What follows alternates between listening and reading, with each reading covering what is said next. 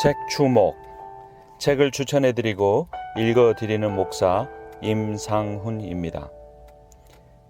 책 추목에서 15번째로 읽어드리는 책은 헨리 나우엔 목사님이 쓰신 영성 수업입니다.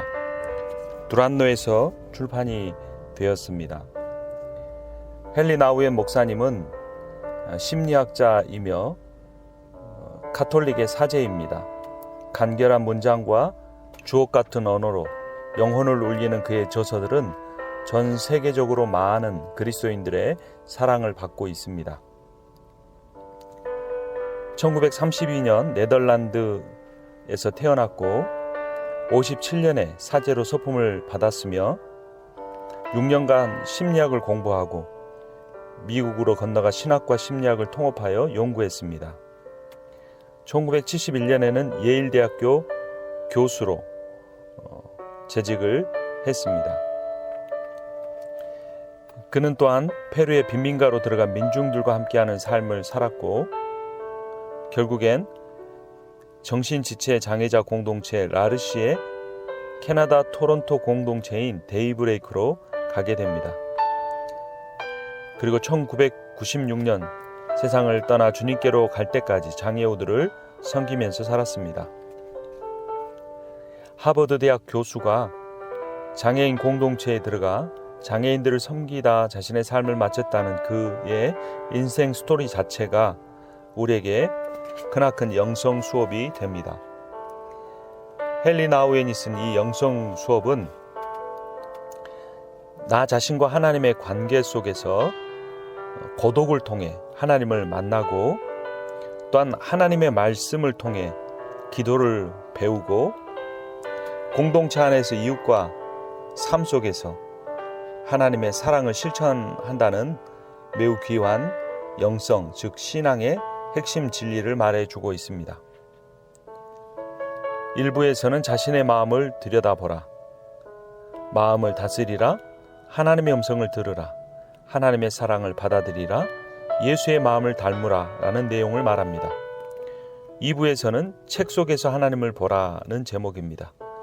성경으로 기도를 배우다, 나에게 하나님은 누구신가, 말씀을 듣는 습관을 기르라 라는 내용을 다룹니다. 마지막 3부에서는 공동체 안에서 이웃을 보라는 제목입니다. 용서와 축하가 가득한 영적 공동체를 만들라, 각양의 은사대로 섬김으로써 공동체로서 세상을 품고 섬기라는 메시지를 우리에게 전해주고 있습니다. 영성 수업을 위한 훈련이란 먼저 자신의 마음을 들여다보는 것입니다. 영성 훈련이란 마음의 훈련입니다. 내면의 기도는 우리 존재 가운데 거하시는 그분께 집중하여 귀 기울이는 것이다. 내 안에 계신 하나님께 눈뜰 때 비로소 주변 세상에 계신 하나님도 점점 더 볼 수 있게 된다. 기도란 단지 마음을 듣는 것만이 아니라 마음으로 듣는 것임을 깨닫게 된다. 기도는 우리를 모든 존재와 모든 소유로 하나님의 임재 안에 서게 해준다. 마음이란 순전히 정신적인 기관만 아니라 우리의 영과 혼과 몸이 자아의 연합으로 함께 만나는 우리 안의 은밀한 지점이다. 몸과 분리된 정신적인 마음이란 존재하지 않는다. 두 번째, 책 속에서 하나님을 보라라고 도전합니다.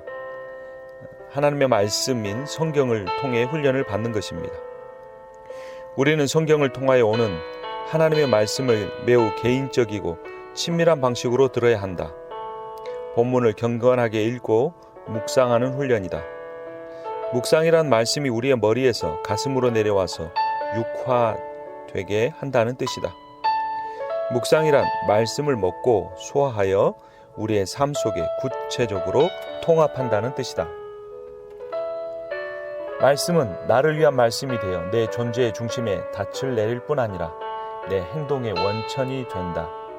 이런 면에서 묵상은 우리의 세상을 향한 하나님의 지속적인 성육신이다.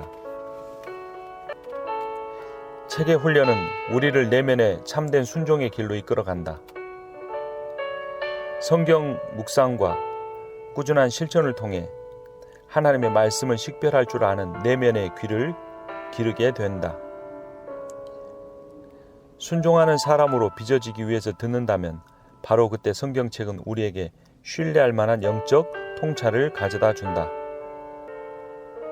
하나님의 말씀을 오랫동안 계속해서 날마다 실천하면 우리의 정체성, 행동, 공동의 신앙생활이 변화될 수 있다. 그리고 세 번째는 공동체 안에서 이웃을 보라라고 도전합니다. 그리스도의 삶은 공동체와 예배 속에서 기억되며 바로 그 삶 안에서 그리고 그 삶을 통하여 하나님은 자신의 적극적인 임재를 우리에게 알리신다. 그리스도의 삶에 나타난 사건들에서 더 배우고 빚어질수록 우리는 일상의 이야기들을 우리 삶 속에 계시는 하나님의 임재의 거대한 이야기와 더 연결시킬 수 있다. 이렇듯 신앙 공동체로서 교회의 훈련은 우리의 마음과 생각을 하나님께 돌려줌으로써 우리의 영성 지도자의 역할을 하게 된다. 1장 마음을 다스리라. 매일 1시간씩 비워두기. 스승은 조언과 상담을 받으러 자기를 찾아오는 많은 사람들에게 말을 하면서도 자기 비서에게는 일절 말이 없었다. 3년이 지나자 제자는 어찌나 실망과 자질이 크던지 더 이상 참을 수 없었다. 하루는 그가 버럭 화를 내며 스승에게 물었다. 왜 저를 가르쳐 주시지 않는 겁니까? 스승은 못내 측은한 마음으로 말했다. 나와 함께 있는 매 순간 내가 너를 가르쳐 왔음을 모른단 말이냐? 내가 차 한 잔을 내오면 내가 마시지 않더냐? 내가 나에게 절하면 나도 너에게 절하지 않더냐? 네가 내 책상을 치우면 내가 아주 고맙다고 말하지 않더냐?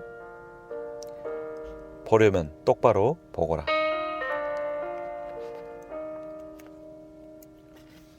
진리란 무엇인가? 기쁨과 행복은 어떻게 찾을 수 있나? 삶의 정도는 무엇인가? 여기에 우리 자신의 인생에서 생기는 의문들을 더할 수 있다. 내 인생으로 무엇을 할 것인가? 누구와 결혼할 것인가? 어디에 살 것인가? 내가 나눌 수 있는 선물들은 무엇인가? 외로움을 어찌할 것인가? 내가 애정, 인정, 권력에 이토록 굶주려 있는 것은 왜인가? 내 두려움, 수치심, 중독, 열등감, 패배감을 어떻게 극복할 수 있나? 이런 모든 질문에 대해 헨리 나우에는 영성 지도가 필요하다라고 말합니다. 지도자를 만나거나 좋은 공동체를 통해 영성 훈련을 받아 이런 문제를 해결해 갈 수 있다는 것입니다. 그것은 앞에서 말씀드린 스승과 제자의 관계에서 볼 수 있는 것처럼 특별한 지식을 습득하는 것이 아니라 삶을 함께 나눔으로써 보고 배운다는 것입니다. 영성 지도를 구한다는 것은 지지적인 공동체 상황 안에서 커다란 의문, 근본적 의문, 보편적 의문들을 던진다는 뜻이다. 다른 의문들을 던지고 그 의문을 품고 살아갈 때 거기서 바른 행동들이 설득력 있게 그 모습을 드러낸다. 성령의 인도 아래 의문을 품고 살면서 바르게 행동하려면 훈련과 용기가 함께 필요하다. 문이 열릴 때까지 구하고 찾고 두드리는 훈련이다. 고통이나 혼란을 일단 의문에 담아내거나 의문으로 표현했으면 이제 거기에 답하기보다는 그것을 삶으로 살아내야 한다. 당신의 삶 그리고 나의 삶은 하나님이 은혜로 주신 것이다. 우리의 삶은 풀어야 할 문제가 아니라 우리의 친구이시고 최고의 길잡이이신 예수님과 더불어 걸어야 할 여정이다. 어려운 상황 속에서 영적 도움을 구하려면 우선 추구 자체를 부인하지 말고 인정해야 한다. 괴로운 의문들을 던지고 직면하고 삶으로 겪어내야 한다. 우리가 간단한 답을 내놓거나 받아들이려는 유혹, 하나님이나 교회나 전통이나 기타 자신이 옹호하도록 부름받았다고 느껴지는 것에 편한 옹호자가 되려는 유혹을 끊임없이 피해야 한다. 허울뿐인 변증은 오히려 적대감과 분노를 일으킬 수 있다. 쉬운 답이나 포장을 경계하라. 손쉬운 답과 얄팍한 의미를 쫓는 피상적 추구에 빠지기를 주의하라. 영성 지도와 위로와 지식의 유일한 근원은 결국 하나님의 영이다. 의미를 찾으려는 추구, 인간의 연약함과 한계를 인정하는 자세, 믿을 수 있는 영적 친구들과의 관계, 하나님의 초월적 신비가 밝혀질 것에 대한 열린 마음 등이 없는 한 어떠한 진리도 발견할 수 없다. 고민이 없으면 도움을 베풀어도 간섭으로 보인다. 의문이 없으면 답이 조종이나 통제로 느껴진다. 그리고 배우려는 열망이 없으면 지도는 쉽게 압박으로 느껴진다. 의문을 품는 삶은 주류 기독교 사역에 역행한다. 지식을 주어 납득하게 하고 기술을 주어 통제하게 하고 권력을 주어 정복하게 하려는 것이 주류 기독교 사역이었다. 그러나 영적인 경청 속에서 우리는 다 납득할 수 없는 하나님을 만나야 한다. 통제할 수 없는 실체들을 발견해야 한다. 우리의 희망이 권력의 소유 안에 숨겨져 있지 않고 연약함의 고백 속에 숨겨져 있음을 깨달아야 한다. 나는 누구인가? 나는 어디서 왔나? 그리고 어디로 가고 있나? 기도란 무엇인가? 내게 하나님은 누구신가? 하나님은 내게 어떤 방식으로 말씀하실 수 있나? 내가 진정으로 속해야 하는 곳은 어디인가? 나는 어떻게 해야 제대로 섬길 수 있나? 이러한 영성과 관련한 의문들은 쉬운 답이 있는 것들이 아니다. 이러한 의문은 우리를 실존의 말 못할 신비 속으로 더 깊이 끌어들인다. 그러므로 의문을 품는 삶을 외면하지 말라. 혀끝에 최종 해답이 없어도 걱정하지 마라. 삶의 의미를 찾으려는 이러한 노력은 극한 좌절과 때로 말할 수 없는 고통을 안겨줄 수 있다. 우리는 이런 것들이 두려워 자신의 정서적, 정신적, 영적 가면들 뒤에 숨을 때가 많다. 하나님은 이해할 수 없는 분이고 인간 경험은 설명할 수 없는 것이며 인생의 커다란 의문들은 답이 아니라 더 깊은 의문들로 이어질 뿐임을 누구라서 고백하고 싶겠는가? 자신의 깨어진 모습을 직시하는 용기를 가지라. 지혜와 이해를 통하여 성장하려는 용기가 필요하다. 당신은 다 알 수 없는 문제의 답을 구하고 있다. 나도 그 답을 모르지만 당신의 추구를 돕겠다. 나는 해결책이나 최종 해답을 내놓지 못한다. 나도 당신만큼 약하고 한계가 있기 때문이다. 그러나 우리는 혼자가 아니다. 자애와 사랑이 있는 곳에 하나님이 계신다. 함께 우리는 공동체를 이룬다. 함께 우리는 영성을 계속 추구해 나갈 수 있다. 의문을 품고 살려면 우리 자신의 내면을 먼저 들여다봐야 한다. 하나님이 우리 안에 임재하시며 일하심을 믿고서 말이다. 우리는 내면의 의문들을 정말로 주의 깊게 잘 듣지 않고서 초조하게 해답을 찾아 이 집 저 집, 이 책 저 책, 이 교회 저 교회 돌아다닐 때가 허다하다. 당신 마음속에 해결되지 않는 모든 것에 대해 인내하라. 의문 자체를 애써 사랑하라. 답을 섣불리 구하지 말라. 당신이 답대로 살 수 없겠기에 답은 올 수도 없다. 중요한 것은 살아내는 것이다. 지금은 의문을 품고 살라. 그러다 보면 그러한 답 속에서 살게 될 날이 올 것이다. 2장 하나님의 음성을 듣다. 순종하기. 옛날에 어떤 조각가가 커다란 대리석 덩이를 놓고 망치와 정으로 열심히 작업을 하고 있었다. 몇 주 후에 대리석이 서 있던 자리에 크고 힘센 사자가 앉아 있었다. 소녀는 몹시 흥분하여 조각가에게 달려가 말했다. 선생님, 말해주세요. 대리석 속에 사자가 있는 걸 어떻게 아셨어요? 대답은 이렇다. 내가 대리석 속에 사자가 있는 걸 안 것은 대리석 속에 사자를 보기 전에 먼저 내 마음 속에서 사자를 보았기 때문이다. 조각이란 보는 예술이다. 훈련은 마음으로 보았던 것을 가시화하는 길이다. 영적 훈련들이란 우리 마음속에 있는 하나님의 형성을 보기 시작하는 기술이고 기법들이다. 영성 개발이란 조각의 거장이신 하나님의 작업에 주의 깊게 주목하는 것이다. 내면의 사자가 드러날 때까지 하나님께서 오지 않는 모든 것들이 서서히 깎여 나가도록 잠잠고 있는 것이다. 모든 지도자는 사실 하나님이 드러내시는 예술 작품에 환호하고 경탄하는 구경꾼이다. 기도하는 자세로 경청하기. 영적인 삶을 산다는 것은 절대 쉽지 않다. 대리석은 쉽게 깎이지 않으며 인간의 영도 하나님의 원 안에 속히 합치되지 않는다. 하나님의 형상으로 빚어지려면 어리석은 삶에서 순종하는 경청으로 옮겨가려는 씨름이 있어야 한다. 어리석다, absurd는 귀머거리라는 뜻의 sardous라는 말이 들어있다.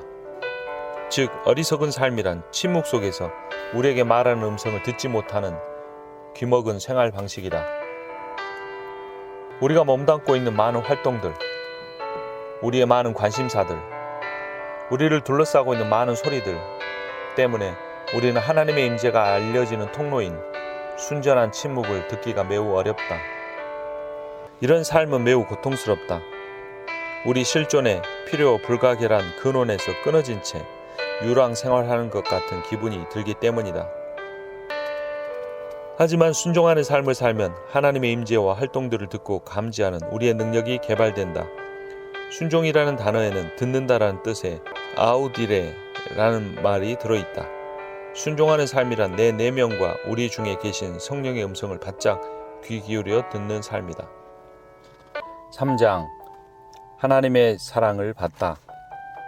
그리스도인으로서 나는 예수님의 공생애의 결정적인 순간은 세례를 받으시며 하나님께 이는 내 사랑하는 아들이요 내 기뻐하는 자라는 인정의 말씀을 드리시던 때였다고 굳게 믿는다.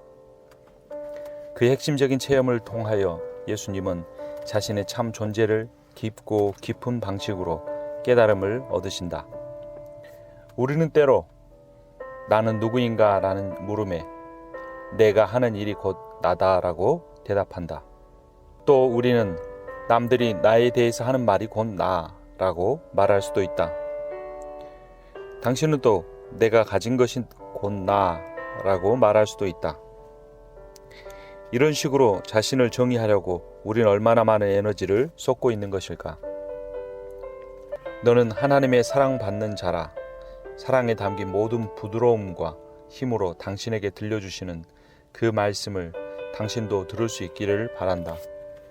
그러나 사람들은 자신과 다른 사람들의 한계를 이해하려 하기보다는 자기 자신을 비난하는 경향이 있다. 자신에 대한 거부는 자신감 부족으로 나타날 수도 있고 지나친 자만심으로 나타날 수도 있다. 인간 실존 안에서 자신이 참으로 환영받지 못한다는 느낌은 사람을 괴롭게 한다. 이러한 자기 거부는 영적인 삶의 가장 큰 적이다. 자신의 참 정체를 회의하게 하는 유혹과 결부되어 강박증의 유혹이 있다. 어떤 사람이나 물건이나 사건이 나타나서 당신이 갈망하는 그 최후의 내적 행복감을 가져다 주기를 바라고 있지 않는가? 그 신비의 순간을 기다리고 있는 한 당신은 늘 불안하고 초조하게 늘 욕심과 분노에 차서 계속 허둥지둥할 것이고 절대 온전한 만족이 없을 것이다. 이것은 영적 고갈과 탈진의 길이다. 영적 죽음의 길이다. 자신을 탕진하고 분열시키려고 할 필요가 없다. 우리는 사랑받는 자다. 부모, 스승, 배우자, 자녀, 친구가 우리를 사랑하거나 우리에게 상처를 입히기 오래전부터 우리는 친밀한 사랑을 받았다. 하나님은 말씀하신다. 나는 너를 내 손바닥에 새겼고 내 품의 그늘에 너를 숨겼다. 나는 너의 머리털까지 다 세었고 걸음마다 너를 인도해왔다. 내가 어디를 가든지 내가 너와 함께 가고 내가 어디서 쉬든지 내가 지켜줄 것이다. 너는 나에게 속하였다. 난 내 아버지요 내 어머니요 너의 형제요 자매요 내 연인이요 너의 배우자다. 너는 내 자녀다. 너는 내 사랑하는 친구이다. 사랑받는 자라는 정체야말로 성령의 삶의 기원이자 완성이다. 우리 모두의 내면 깊은 곳에는 잃어버린 낙원에 대한 기억이 있다. 우리는 모두가 유토피아를 찾아다니고 있지만 우리는 이미 전에 유토피아에 있었다.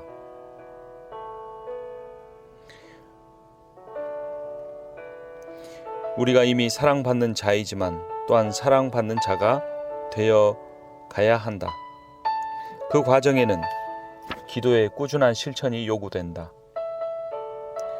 기도 훈련이란 끊임없이 우리 존재의 실상으로 돌아가 그것을 내 것으로 주장하는 것이다. 내 인생의 뿌리는 내 영적 정체성에 달려있다. 우리는 우리의 첫사랑으로 돌아가야 하며 꾸준히 그 핵심 정체의 자리로 돌아가야 한다. 하나님과 함께 고독의 자리로 돌아가서 당신의 참 정체가 무엇인지 깨달으라. 이를 위해 날마다 몇 분이라도 기도하며 하나님의 크신 사랑을 깊이 묵상하라. 4장 예수님의 마음을 담다. 우리 모두는 이 세상에 시간이 존재하기 전부터 시간을 초월하여 하나님의 사랑을 받아왔다. 인생의 시작부터 내면의 두 목소리가 말을 해온다. 하나는 이렇게 말한다. 너의 힘으로 해야 한다. 독립적인 인간이 되어야 한다. 너는 내게 자랑스러운 존재가 되어야 한다. 그러나 다른 목소리는 이렇게 말한다. 무슨 일을 하든지 설령 세상에 보기에 흥미진진한 일을 전혀 하지 않을지라도 너는 하나님의 사랑을 받는 자이다.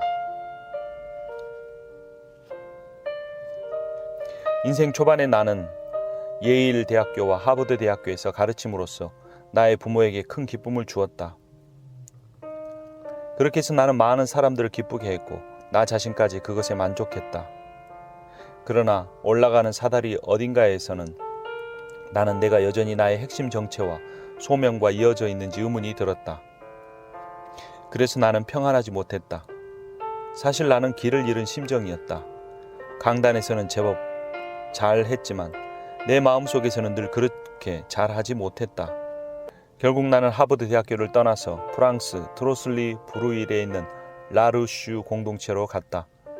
정신지체 장애인들 그리고 팔복의 정신대로 살고자 하는 봉사자들이 모인 그 공동체에서 1년을 보낸 후에 나는 캐나다 토론토 근교의 라르슈 공동체인 데이브레이크에서 사제로 살라는 소명에 응했다. 장애인 150여 명과 봉사자 50여 명이 함께 사는 공동체였다. 나는 거기서 나의 스승인 그 공동체 가족 중에 한 사람인 애덤을 만나게 된다. 24세의 애덤은 말도 못하고 걷지도 못했다. 혼자 옷을 입거나 벗지도 못했다. 눈으로 나를 따라오긴 했지만 정말로 나를 아는지도 확실히 알기 어려웠다. 그는 뒤틀어진 몸에 제약당하고 있었고 자주 간질 발작을 일으켰다. 그래서 애덤과 함께 있을 때 나는 두려웠고 그를 돕는 일이 쉽지 않았다. 차라리 대학교에서 가르치는 일이 더 낫겠다고 생각하기도 했다. 그러는데 2주가 지나자 두려움이 약간 줄어들었다. 서너 주가 지나면서 나는 내가 애덤 생각을 많이 하고 있고 그와 함께하는 시간을 고대하고 있음을 알기 시작했다. 우리 사이에 뭔가 일이 하나님에게서 난 뭔가 친밀하고 아름다운 일이 벌어지고 있음을 깨달았다. 그것이 무엇인지 시원하게 설명할 방법을 알 수 없지만 새로운 일이 벌어진 것은 분명했다. 그는 침묵으로 내게 가르쳐 주었다. 그는 존재가 행위보다 중요함을 나에게 가르쳐 주었다. 하나님이 내게 원하시는 것은 그분과 함께 있는 것이지 온갖 일을 해서 내 가치를 입증하는 것이 아니다.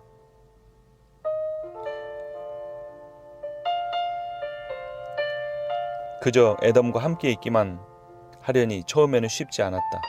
별로 하는 일도 없이 단순히 누군가와 함께 있기란 쉽지 않은 법이다. 그러나 애덤은 내게 마음이 머리보다 중요하다는 것을 가르쳐 주었다. 나는 애덤에게 마음, 진정한 인간의 마음이 있음을 점차 확신하게 되었다. 인간을 인간되게 하는 것은 사랑을 주고받을 수 있는 마음임을 나는 그를 통해 깨달았다. 자신을 온전히 내 손에 맡김으로써 애덤은 신뢰하는 마음으로 내게 엄청난 양의 하나님의 사랑을 주고 있었고, 나는 나대로 애덤에게 내 사랑을 아낌없이 주고 있었다. 육체적, 정서적, 지적 혹은 도덕적 삶에 온통 마음이 팔리면 정작 마음이 최고라는 것을 잊을 위험이 있다. 마음은 우리로 하여금 하나님은 물론 부모, 가족, 나 자신, 세상을 신뢰할 수 있게 해주는 하나님의 선물이다. 우리는 잉태되는 순간부터 하나님께 속한 자다. 우리는 사랑으로 우리를 창조하신 하나님과의 친밀한 교류 속에서 태어났다. 그리고 죽어서도 우리는 영원한 사랑으로 우리를 사랑하시는 하나님의 사랑의 품에 안기게 된다. 말하기 부끄럽지만 애덤이 심신장애인이라서 나와 대등한 인간이 못 된다는 생각에서부터 그가 내 형제라는 생각으로 옮겨가는데 꽤 시간이 걸렸다. 그러나 그는 완전한 인간이었다. 하나님이 그분의 사랑의 도구로 택하실 만큼 완전한 인간이었다. 애덤의 연약한 모습은 오히려 마음의 자리를 터주었다. 나에게 애덤은 그저 마음이 되었다. 하나님이 택하여 그 안에 거하시는 마음이었다. 애덤의 연약한 마음에 가까이 오는 사람들에게 하나님은 애덤의 마음을 통하여 말씀하기 원하셨다. 또한 애덤은 내게 공동체에 대하여 가르쳐 주었다. 함께 일하는 것이 혼자 하는 것보다 중요하다는 사실이다. 나는 혼자 힘으로 해내려고 안다라는 세상에 있다 왔으나 여기 너무도 연약하고 무력하여 다른 사람들에게 의존해야 하는 애덤이 있었다. 게다가 나 또한 혼자서는 애덤을 도울 수 없었다. 애덤도 나도 여러 부류의 사람들이 필요했다. 우리 중에 가장 약한 고리인 애덤이 공동체를 만들어냈다. 그는 우리를 하나로 묶어주었다. 그의 필요와 연약함 덕분에 우리는 참된 사랑의 공동체에 속할 수 있었다. 워낙 다양한 사람들이 모인 까닭에 만약 애덤이 거기 없었더라면 우리는 공동체로 살아남지 못했을 것이다. 그의 약함이 우리 모두의 힘과 공동체의 구심점이 되었다. 자신이 하나님의 사랑받는 자녀라는 확신은 믿음의 핵심이다. 두 번째 시간, 책 속에서 하나님을 보라. 1장, 성경으로 기도를 배우다. 기도의 시간, 장소, 그리고 방법. 톨스토이의 유명한 비유에 나타난 것처럼 기도를 배우는 것과 기도로 충만한 마음을 배우는 것은 다르다. 기도로 충만한 마음은 입으로 말하는 특정한 기도보다 깊고 궁극적으로 더 중요하다. 기도는 찬양과 감사, 고백과 탄원, 간구와 중보의 구체적인 표현이다. 기도로 충만한 마음은 마음의 문제로 대개 말로 하는 것이 아니라 온유함, 평온함, 겸손, 긍휼, 기타 성령의 열매로 나타난다. 톨스토이의 이야기에서 수도사들은 영과 진리로 기도하는 사람들이고 주교는 그들이 주기도문에 무지함에도 불구하고 그들의 거룩함과 기도로 충만한 마음을 알아보았다. 주 예수 그리스도여 저를 불쌍히 여겨 주소서 라고 날마다 몇천 번씩 말하라고 했다. 그런 식으로 예수님 기도는 서서히 그의 호흡과 맥박과 하나가 되었고 그는 끊임없는 기도의 삶을 살 수 있게 되었다. 우리는 19세기에 러시아 농부나 순례자는 아니지만 어떻게 끊임없이 기도할 것인가라는 단순한 추구는 우리에게도 동일하게 있다. 끊임없는 기도의 실천은 세 가지 과정으로 이루어진다. 우선 우리의 모든 필요와 요청을 가지고 하나님께 부르짖는다. 다음에 우리의 끊임없는 상념을 지속적인 하나님과의 대화로 전환시킨다. 마지막으로 묵상과 명상적 삶이라는 매일의 훈련을 통하여 마음속으로 하나님의 음성을 듣는 법을 배운다. 이에 대해서 더 깊이 살펴보자. 첫째, 기도란 우리 마음으로부터 하나님께 부르짖는 것이다. 갖가지 불안, 두려움이야말로 우리를 기도로 나아가게 한다. 우리는 두려움에 직면하고 두려움을 말로 표현하고 하나님께 부르짖고 내니 두려워 말라고 하시는 분의 임재 안으로 우리의 두려움을 끌어들일 수 있다. 자신의 부끄러운 생각을 감추고 부정적인 감정을 억압할 때 우리는 정서적 계단을 대굴대굴 굴러서 증오와 절망에 떨어지기 쉽다. 그보다는 욥처럼 하나님께 부르짖으며 고통과 분노를 하나님께 쏟아놓고 응답을 요구하는 편이 훨씬 낫다. 피에르 울프는 하나님을 미워해도 되나라는 책을 썼다. 하나님께 표현하지 못한 두려움, 회의, 불안, 원망 때문에 우리가 주님의 선하심을 맛보아 알 수 없다는 주제를 가지고 있는 책이다. 분노와 증오는 우리를 하나님 및 다른 사람들과 분리시키지만 오히려 하나님과 더 친밀해지는 계기가 될 수도 있다. 부정적 감정을 표현해서는 안 된다는 종교와 세상의 터부는 수치심과 죄책감을 불러일으킨다. 우리의 분노와 원망을 기도로 하나님께 직접 표현함으로써 우리는 완전한 사랑과 자유를 깨달을 수 있다. 우리의 두려움, 거부당한 마음, 증오, 원통함 등의 이야기를 쏟아놓아야만 치유의 희망이 가능해진다. 둘째, 독백이 대화로 옮겨가면 기도는 우리를 사랑하시는 주님과의 단순하고 친밀한 대화가 된다. 하나님의 음성을 들으려고 하게 된다. 그리고 말씀을 하루 종일 품고 살려고 하게 된다. 말씀을 매개로 한 기도는 나를 아시고 사랑하시는 분과 함께 나누는 영적 대화가 된다. 끊임없이 기도한다는 것은 다른 생각들을 버리고 하나님만 생각한다든지 다른 사람에게 말하지 않고 하나님께만 말한다는 뜻이 아니다. 그보다 그것은 하나님의 임재 안에서 생각하고 말하고 산다는 뜻이다. 우리의 모든 생각, 즉 멋진 생각이든 흉한 생각이든 고상한 생각이든 저질적 생각이든 교만한 생각이든 창피한 생각이든 슬픈 생각이든 기쁜 생각이든 하나님의 임재 안에서 이루어지고 표현될 수 있을 때에만 기도는 끊임없는 기도가 될 수 있다. 기도란 바깥을 향하여 우리를 끊임없는 대화로 부르시는 그분께 정성스레 모든 마음을 드리는 것이다. 셋째, 근본적으로 기도란 하나님의 영께 말없이 보조를 맞춘 채 감사와 명상으로 표현되는 열린 마음의 자세다. 기도는 하나님의 임재 안에서 이어지는 말없는 경청이다. 기도란 하나님과 함께 느끼고 말하고 생각하고 대화하는 것 이상이다. 기도한다는 것은 조용히 듣는다는 뜻이기도 하다. 경청과 기다림이다. 우리는 열린 마음, 겸손한 정신, 고요한 영의 자세로 하나님의 음성을 듣는다. 우리의 생각을 가슴으로 내려가게 하여 거기서 하나님의 임재 안에 선다. 주 예수여 불쌍히 여겨 주소서 라는 단순한 문구를 아주 천천히 반복하노라면 영혼의 평안과 안식이 찾아온다. 요컨대 기도는 세 가지 단계로 볼 수 있다.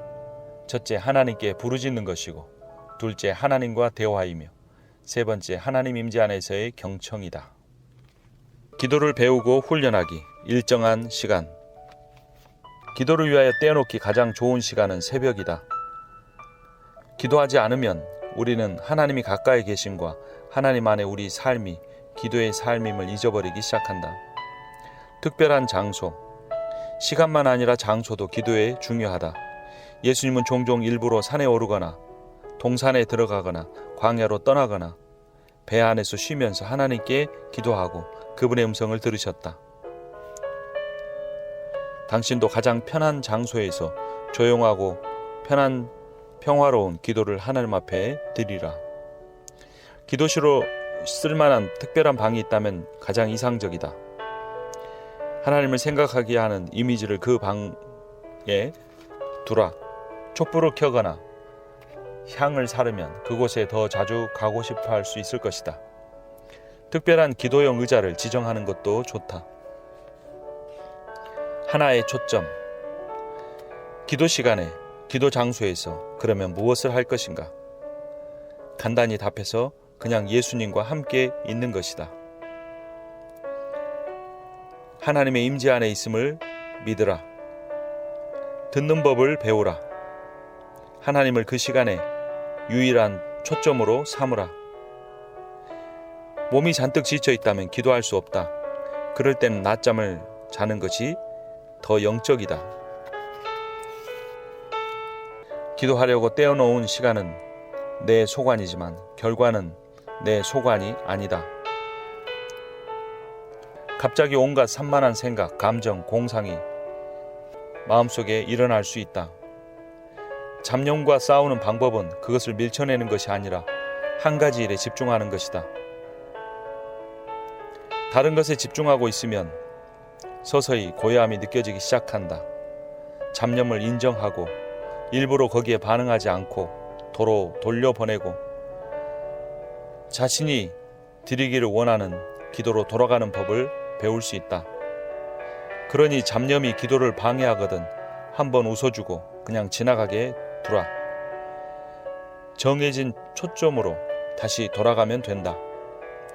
이를 위해 시편 말씀을 되뇌이거나 복음서의 교훈을 다시 읽거나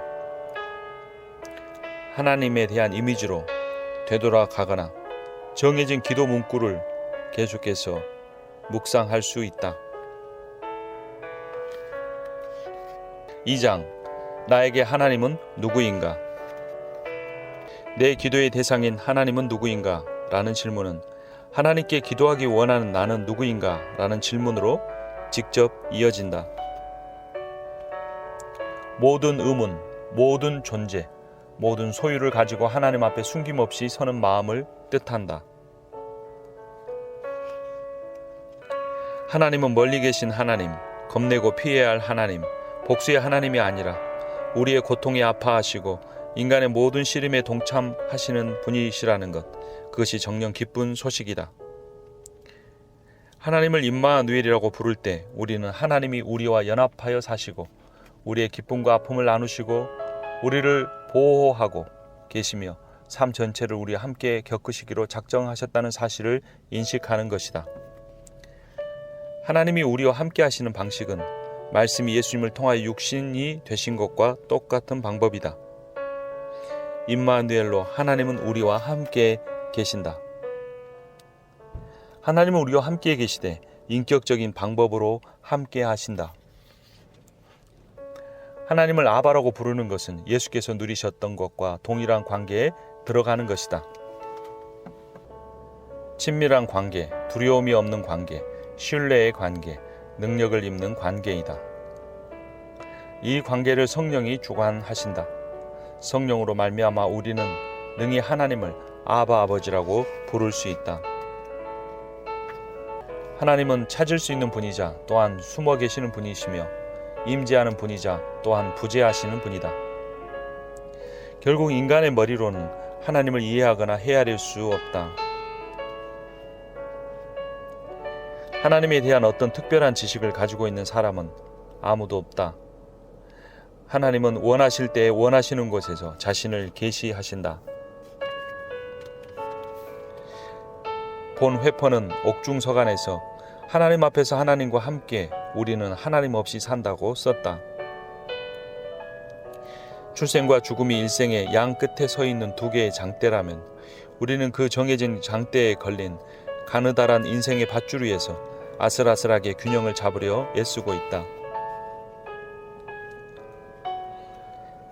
하나님의 임재는 타인과 가까이 있는 인간의 경험을 훌쩍 넘어서는 것인 만큼 자칫 하나님의 부재로 착각되기 쉽다.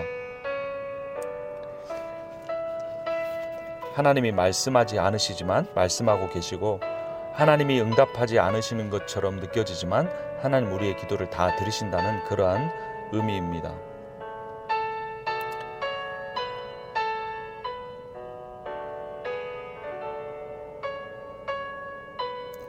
구약의 시편 기자는 처절한 외로움과 고통 가운데서 하나님 앞에 부르짖는다. 그러나 대부분의 시편의 이야기들은 완전히 비워진 그 순간에 모든 것이 채워짐을 고백한다. 어두움의 시간이 지나고서야 새로운 빛이 드러나는 것이다. 죽음이 목격되는 동안에 생명이 보여지는 것이다. 하나님의 부재가 하나님이 계시지 않다고 큰 소리로 표현하는 그곳에서 하나님의 임재가 가장 심오하게 드러나는 것이다. 이렇듯 하나님의 부재에 대한 깊은 의식만이 하나님의 임재의 신비를 만지게 한다. 부재하는 하나님에 대한 그리움 속에서 우리는 그분의 발자국을 발견하게 된다. 그 방법이 바로 기도이다. 기도할 때 우리는 바로 하나님의 어두움과 하나님의 빛, 즉 하나님의 부재와 하나님의 임재의 그 신비 속으로 들어가는 것이다. 하나님은 우리를 찾고 계신다. 우리가 하나님을 찾는 것이 아니라 하나님이 우리를 찾고 계신다. 하나님은 잃은 양을 찾아다니시는 바로 그 선한 목자이시다.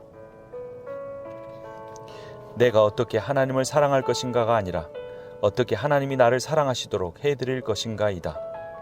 궁극적으로 문제는 나에게 하나님은 누구인가가 아니라 하나님께 나는 누구인가이다.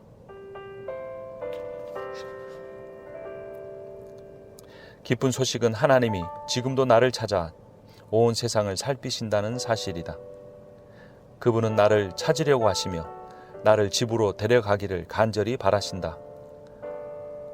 그와 마찬가지로 하나님은 당신도 찾고 계신다. 3장 말씀을 듣는 습관, 영적 독서, 영적 글쓰기. 스승이 제자에게 이렇게 말했다. 가서 내 독방에 앉아 있으라. 그러면 독방이 내게 모든 것을 가르쳐 줄 것이다. 구원에 대해서 제자가 묻자 스승은 다시 이렇게 말했다. 내 독방에 앉아 있으라. 배고프면 먹고 목마르거든 마시라. 다만 아무에 대해서도 나쁘게 말하지 말라. 그러면 구원을 얻을 것이다. 4, 5세기경 이집트 사막의 남녀 교부들 세계에는 수련 수사가 선배 수사를 찾아가서 사부님 저에게 주실 말씀이 있습니까? 라고 묻던 일이 드물지 않았다.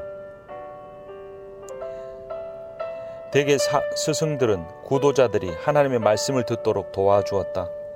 말씀 속에서 하나님을 찾고자 했던 이들 사막의 그리스도인들에게 말씀은 3가지 의미가 있었다.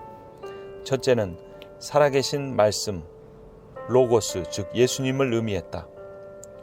둘째는 기록된 말씀, 즉 성경을 의미했다.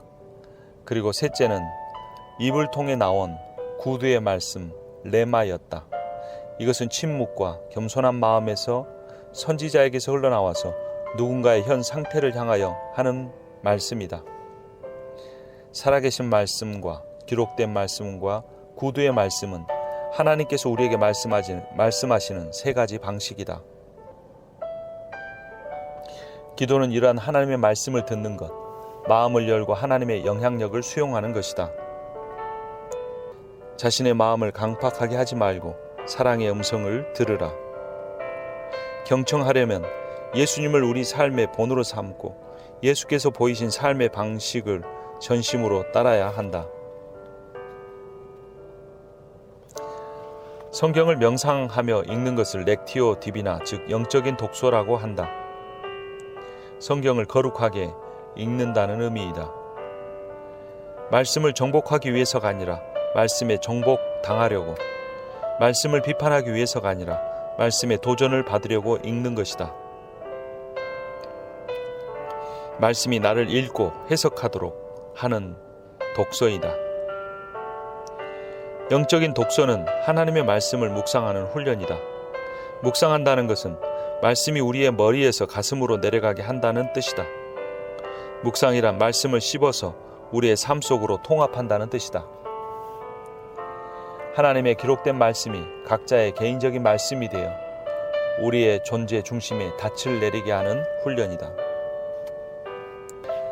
성경이나 영적인 책을 단순히 지식을 얻으려고 읽는 한 우리의 독서는 영적인 삶에 도움이 되지 않는다. 우리는 진정 영적인 사람이 되지 않고도 영적인 일들에 아주 해박해질 수 있다. 지적인 현대 사회에서 영적인 독서는 결코 쉽지 않다. 우리는 무엇을 읽든지 모두 분석과 토론에 붙이는 경향이 있다. 그러나 말씀을 분해할 것이 아니라 내 가장 깊은 존재 안에서 말씀을 통합해야 한다. 우리가 성경을 이용하려는 한 성경은 우리에게 말하지 않는다. 기록된 말씀을 내게 주시는 말씀으로 기꺼이 듣고자 할 때에만 살아계신 말씀은 자신을 드러내시고 우리 심령의 중심으로 뚫고 들어오실 수 있다. 기록된 말씀이 천천히 우리의 머릿속에 들어가 마음으로 내려가게 해드리면 우리는 이전과 다른 사람이 된다. 말씀이 점차 우리 안에서 육신이 되고 우리의 존재 전체를 바꾸어 놓는다. 예수님은 아주 바쁜 삶을 사셨다. 그런데도 그분은 다급한 일들에서 자주 물러나셨고 고독과 침묵을 끌어안으셨다.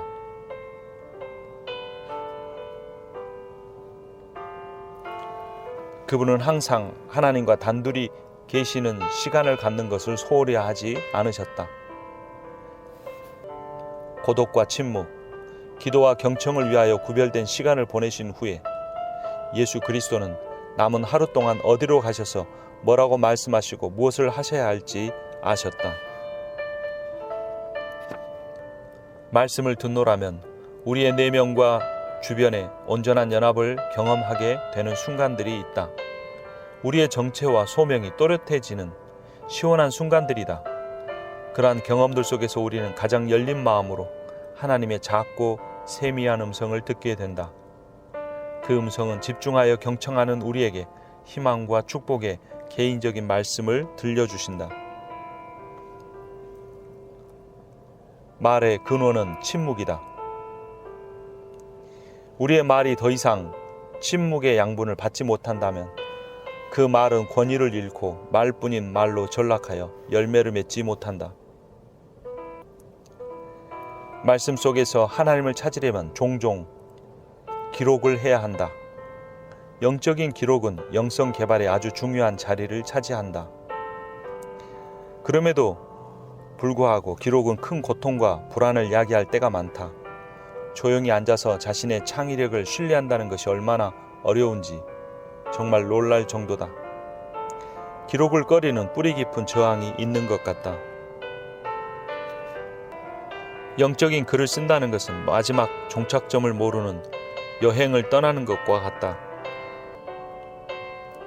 우리는 자신에게 내 마음속에 무엇이 들어있는지 나도 아직 모르지만 글을 쓰다 보면 그것이 나오리라고 믿는다고 말해야 한다. 하나님은 우리에게 성경이라는 연의 편지를 쓰셨으니 이는 기록된 말씀이다. 기록된 말씀은 살아계신 말씀을 가리킨다. 바로 예수님의 인격으로 성육신하신 하나님이다. 살아계신 말씀과 기록된 말씀 둘 다를 통하여 하나님은 인격적으로 고해한 음성으로 계속 말씀하신다. 우리는 침묵 속에서 하나님의 음성을 듣고 서로에게 하나님의 말씀을 말한다. 그리고 말씀을 기록하는 것 또한 우리와 다른 사람들에게 하나님의 말씀을 계시해 준다. 이렇듯 살아계신 말씀과의 인격적인 관계, 기록된 말씀을 명상하며 읽는 것, 구두의 말씀을 주거나 받기 이전의 고요한 묵상, 그리고 편지나 기도 일기로 말씀을 기록하는 영적인 행위는 우리가 하나님의 말씀을 듣는 4가지 방식이다.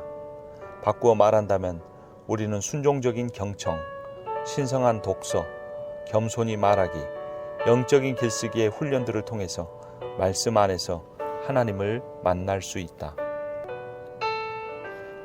세 번째 시간, 공동체 안에서 이웃을 보라. 1장, 영적 공동체 만들기, 용서와 축하가 있는 것. 예수님은 밤에 고독한 기도로 산에서 시간을 보내셨다. 아침에 그분은 내려오셔서 공동체를 형성하셨다. 그리고 오후에 사도들과 함께 나가셔서 병자들을 고치시고 기쁜 소식을 전하셨다. 밤의 기도, 아침의 공동체, 오후의 사역이라는 이 흐름에 나는 매료되었다. 첫째, 고독은 기도로 하나님과 교제하는 것이다. 둘째, 공동체는 함께 알아보고 모이는 것이다. 셋째, 사역은 세상에 긍휼을 베푸는 것이다. 하나님과의 친밀한 교제, 그 기초는 고독이다. 기도로 고독에 들어가 하나님과 말없이 교제할 때면 나는 탕자가 돌아와서 그랬던 것처럼 아버지 앞에 무릎을 꿇어야 한다. 고독과 침묵을 통해 나는 기도로 하나님과 교제하게 된다. 하나님과의 교제는 직관 내지 내적 확신일 때가 더 많다. 고독과 고독이 만나면 공동체가 이루어진다. 아침이 오면 고독과 고독이 만나서 공동체를 이룬다. 새벽이 상징하는 바는 우리가 다 상관되고 연결되어 상호 의존하고 있다는 인식이다. 공동체란 살아가는 방식이고 관계 맺는 방식이다. 모든 공동체 안에는 수용의 치유와 깊은 배신이 함께 벌어진다. 우리 인간성의 훌륭한 면과 아픈 상처가 모두 드러나는 것이다.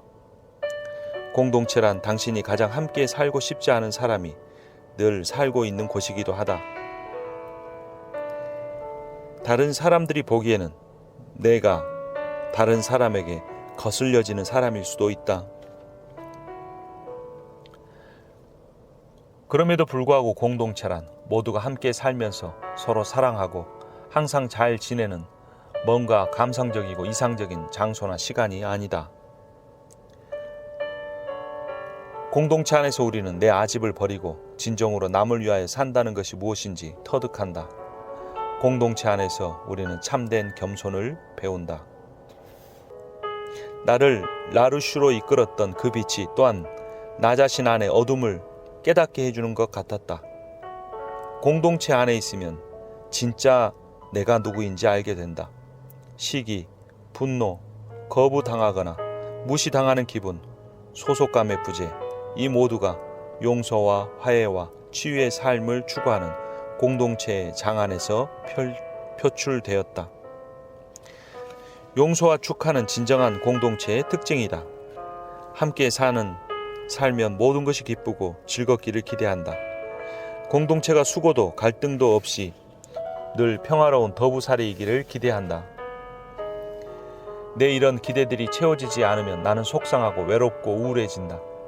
다른 사람들에 대한 내 기대는 왜 이렇게 높을까? 다루어지거나 채워지지 않고 있는 내 안의 욕구는 무엇일까? 이런 의문들 덕에 나는 다시 기도로 돌아가고 내 영적인 삶에 그리고 공동체 속의 내 관계들 속에 영성 지도가 필요함을 느끼게 된다. 고독이 공동체에 선행하는 것, 가정생활을 본질상 어려운 일로 인식하는 것이 얼마나 중요한지 새삼 깨우치게 된다. 일단 고독을 품고 나자.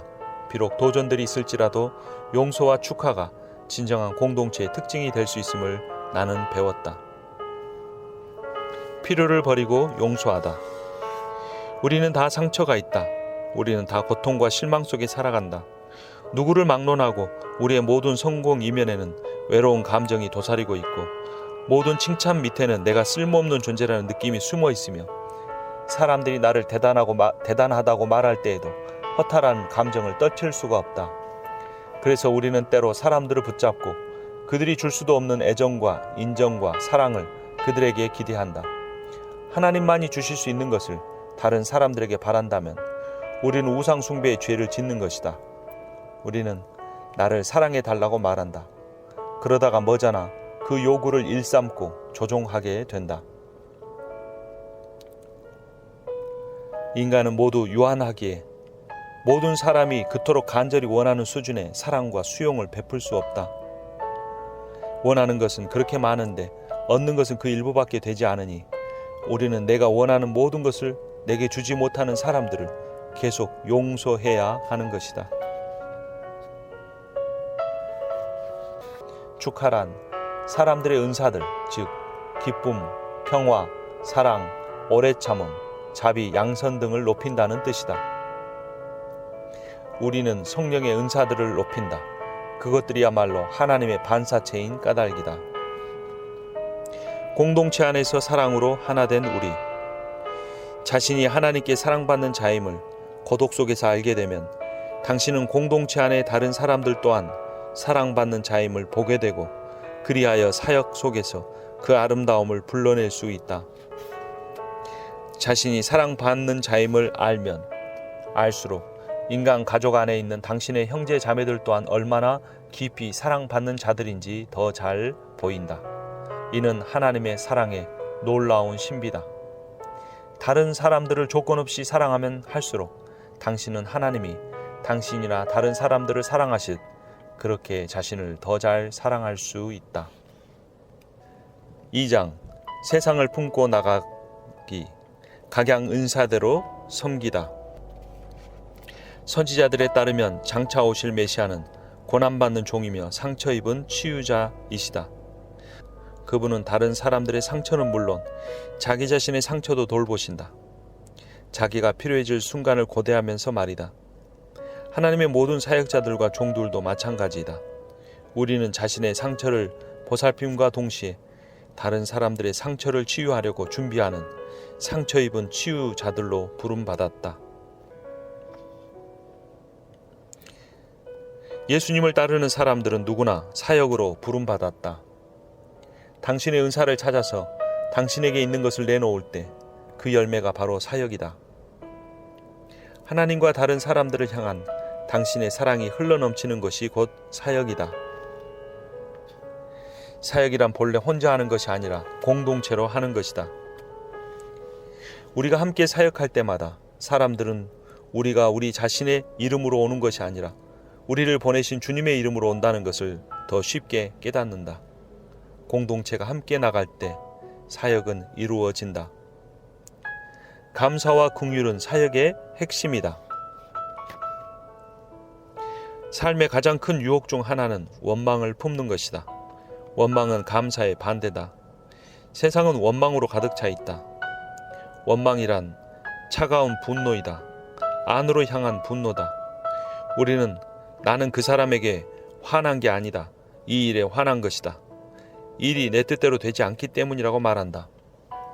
일이 생각대로 되지 않으면 우리는 원망한다. 나이가 들수록 원망을 품을 기회는 더 많아진다. 사역은 우리가 원망해서 감사로 옮겨갈 때에 일어난다. 영적인 삶은 감사의 삶이다. 당신은 여태까지 당신의 삶에 있었던 모든 일, 좋은 일들만 아니라 오늘의 당신을 있게 한 모든 일에 대하여 감사할 수 있는가? 우리의 사역은 사람들을 돕는 것이자 그들의 도움을 받아서 원망을 점차 버리고 고통의 한복판에서도 감사할 축복이 있음을 깨닫는 것이다. 눈물의 한복판에서 기쁨의 춤이 느껴질 수 있다.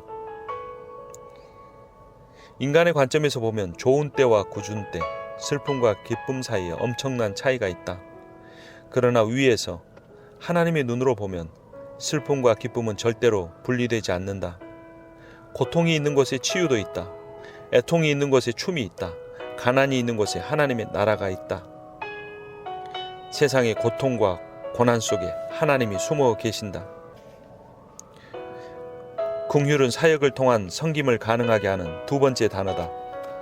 긍휼이란 함께 아파한다. 컴패션을 의미한다. 구약에서 하나님의 긍휼과 인간의 긍휼을 나타내는 히브리어 단어는 내장을 의미한다.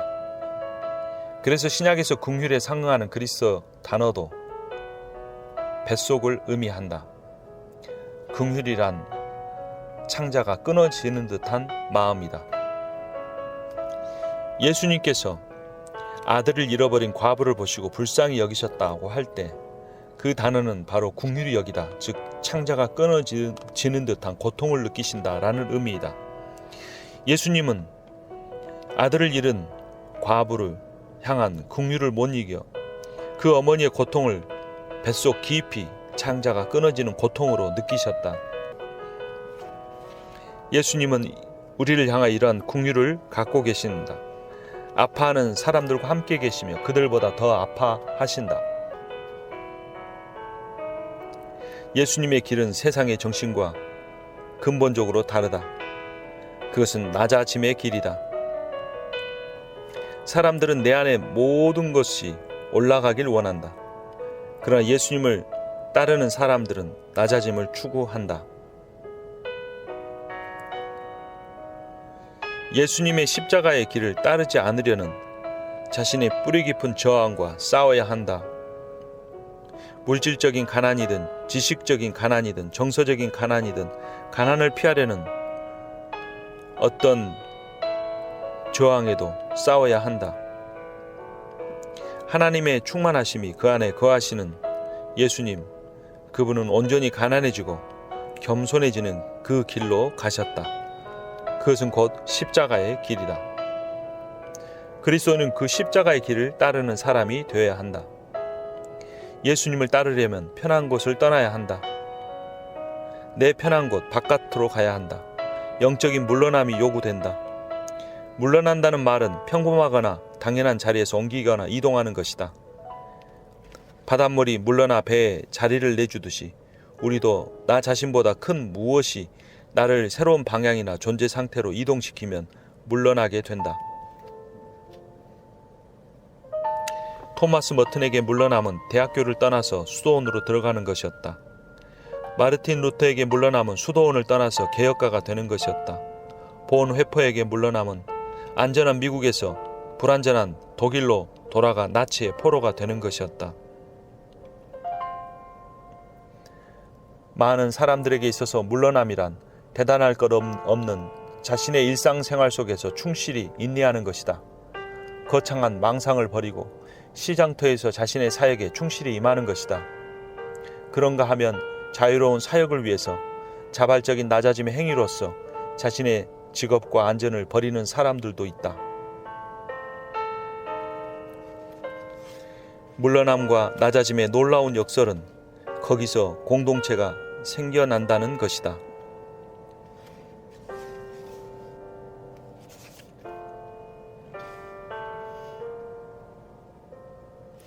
무익한 종으로 주님의 임재 안에 빈손으로 서면 우리는 우리의 기본적인 의존성과 은혜의 깊은 필요성을 인식할 수 있게 된다.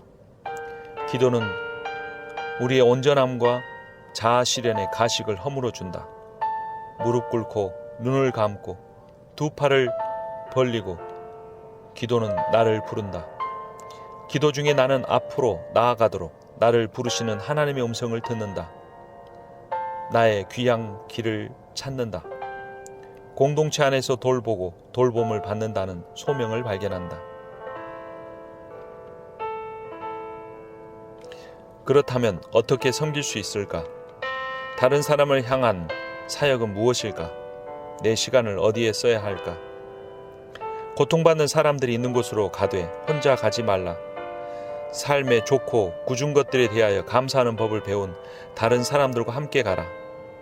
비록 문제와 고통이 끈질길지라도 어려움 당한 사람들 곁에 앉아 있을 수 있는 사람들과 함께 가라. 당신의 마음이 깨어지게 하라. 자신을 비우신 예수님의 본에 의지하라. 그러면 당신은 하나님의 힘으로 충만해질 수 있다. 그러면 주변 사람들 속에서 메시아를 만나게 될 것이다.